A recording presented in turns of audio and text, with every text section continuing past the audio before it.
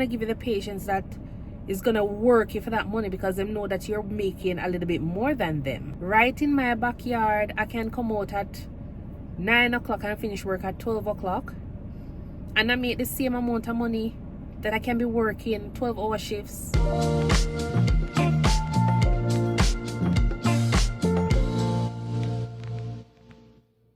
I'm not a lazy person.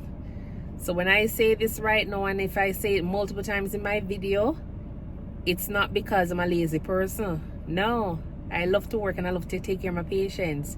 But when you do nursing for a while, you've come to realize that over time your body not necessarily give up on you. But if you continue work, you don't have any use for yourself later on. And I can't see myself doing a bedside nursing for 10, 15, 20 years. Doing the same thing, you know, until my back start hurt me. Like, no, there must be a point where you decide that bedside nursing is enough. And I've done my share of bedside nursing. So when I say that I don't want to do it anymore, that's just where I'm at. I take care of my patients. I give them the best care. You know, I take care of them in the manner in which I would like to be taken care of or treated. I give them the care that I would love for my parents or my family members to be given in the event that they're sick. So when I say, don't get me wrong, but right now, I want to trade advanced practice registered nurse for anything. I want to trade working as a nurse practitioner right now for anything. Because I've done my share of being a nurse, a registered nurse. I get to see the patients in comfort. I see the patients in style. You understand? I see the patients and I don't have to be worrying about, oh, I'm going to go over that side and do a bed bath, or I don't have to go over that side and do that catheter for that patient, or I don't have to go over that side and do that colostomy care. Like, yes, I'll do them, but right now things are just better. You understand? So as an advanced practice nurse, working in the house call setting, traveling, you know, I find that this job is a little bit easier, and the same amount of money that I can actually work doing travel nursing is the same amount of money I work over here. So, and there is more room for opportunity in terms of the amount of money you can actually work. I'm gonna give you the patients that is gonna work you for that money because they know that you're making a little bit more than them. So for me right now, working as a nurse practitioner, I don't have to think about any of those. Right in my backyard, I can come out at 9 o'clock and finish work at 12 o'clock, and I make the same amount of money that I can be working 12-hour shifts 4 days a week. Come home and put up my legs and I put them tired. Headache will kill me, back pain will kill me, probably need a sick injury, like, or probably a patient throw stool at you, or probably a patient become disrespectful to you. Like, all of those, no, I'll trade all of that for this. And so yes, I might not be making a lot of money right now, but when you talk about the comparison that I've been working as a nurse, as it relates to a nurse practitioner now, there's room for improvement. There is so much room for improvement, and I will tell you that anybody out there, don't let people tell them that, oh, there's no job out there. There's job out there. It's just that probably some of those persons, either they're scared of work, they're scared of taking that leap of faith, they're scared of the what ifs, or they're scared like me at the time, not knowing how to be a nurse practitioner, or probably they're just scared because they don't have enough backbone in terms of nursing experience to go out and give the care that they're supposed to be giving as an advanced practice nurse. And so you'll hear stories that, oh, they've been trying for this long or trying for that long to get a job and they can't get it, or they probably try to get a job and they never lasted long in it because they're not competent at certain things. So I don't know what the excuse is or the situation is for them, but I tell you, if you're thinking about becoming a nurse practitioner, go out and do it. Launch out, Launch out and do it and give it your best shot. Don't let nobody tell you that, you know, there's not any opportunity out there for nurses right now, or the market is saturated. The market not saturated. It probably saturated, yes. But saturated with who? How many persons are working as a nurse practitioner? You understand? How many persons are working as a nurse practitioner, or how many persons actually have a license? You have a lot of them that probably finish nurse practitioner school and not working because they haven't gotten a chance to sit the boards. You have a lot of persons who probably sit the boards, and as I said, I'm scared to go and get a job. You have a lot of them that probably sit the boards, get a job, go out there and not making their impact. They're not making their mark.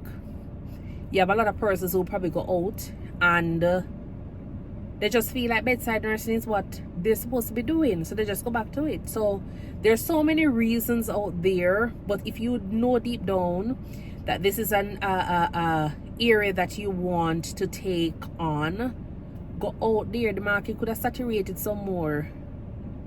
Let it be saturated. You hear anybody complain about the amount of sand there on the seaside? No, nobody not complaining about the amount of sand out there. And every day you have sand being washed ashore. The parrotfish don't make sand every day. So don't feel as though the market out there saturated. It's not saturated. It's just that people are gonna be choosing the best of the best to represent their practice, and you just have to give it your best shot. You just have to give it, you know, you have to just step out with your A game and just know that whatever you're giving is going to be the best version of you. Whatever you're giving is gonna be the best that you can be, the service that you can give to any company or any office or clinic that you'll be working at. So yes, right about now I can just look. Well, I tell you, I created 2 resumes. I created a resume for my nurse practitioner job, and I created a resume for my RN job. But then I had an initial resume that was my, you know, resume that have everything on it, that had a look good resume, me call it.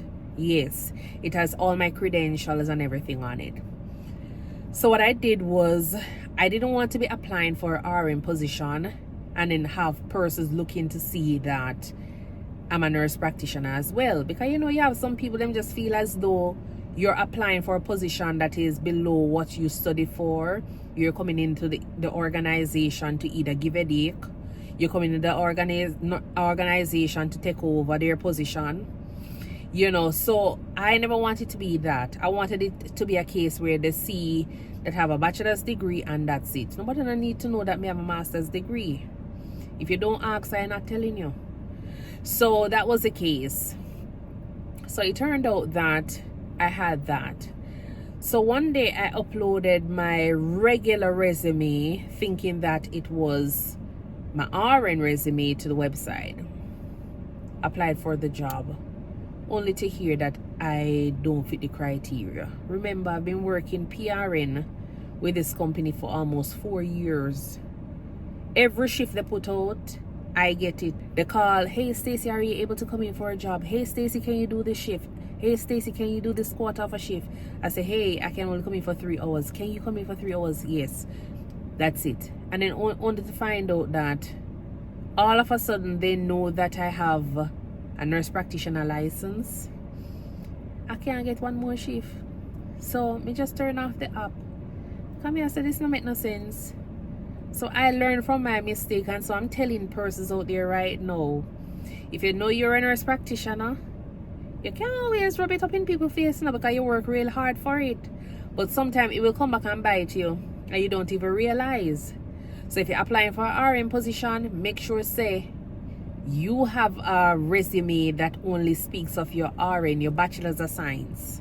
And if you're applying for an NP, ensure that you have one that only speaks of your NP and your bachelor's and everything on it.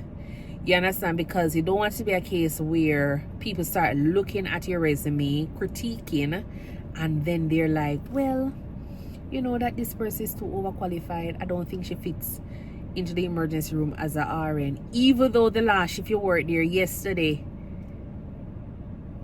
or the entire week before you were there, you were working in the capacity of a RN. But no, this one little resume you uploaded got into, you know, was a little bit of an oversight, and so the wrong resume get uploaded, and then that's where you're facing all the challenges of getting the shifts that you normally pick up. So, you know, it just come back to say, you know, you work hard for everything and whatever, but at the end of the day, just be careful, just be mindful, because while you're happy and you're enjoying things, still be thinking up here that some persons might not be happy to the point where they're going to give you that promotion. They're not going to be happy because they're going to feel as though you are too overqualified for the job that you're applying for.